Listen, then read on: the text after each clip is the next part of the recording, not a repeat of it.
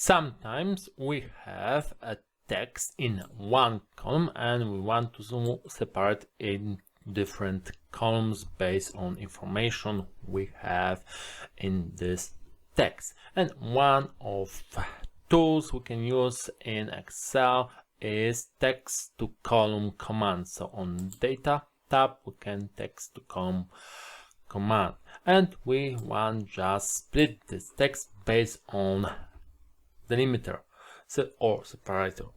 And we have in our text two separators to split our column. We have semicolons and we have also a space between first and last and name. And this is a bit of a problem because the space sometimes appears in different places where we don't want to split this text. So how can we split this text correctly?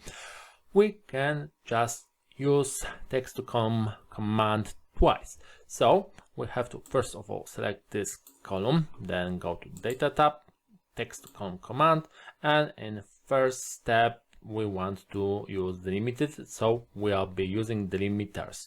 Next step is choosing the delimiters, and I have said before we want to use semicolon, and in a first step, in the first run through text to column command, we don't need space, because when we select semicolon and space we can see we have sometimes too many columns.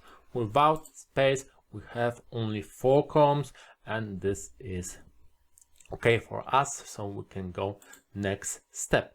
And in this example we just need general format, data format, even for numbers and end. So we can just select destination and we will go to C2 cell, because in this way all columns will be in proper places. So just press finish button and we have region, street and number in correct columns, but we have first and last name together. So once again we are selecting whole column but with only first and last name, and then data tab, text to column, and delimited once again, but this time not semicolon, just space, and we have nice 2 columns. So next, and still just general data format, but this time destination is B2 cell, and once again finished. And because we have something in C column and the last name will be put in C column, Excel asks us if we want to replace data. Yes, we want, so OK button, and now we separate one column into 5.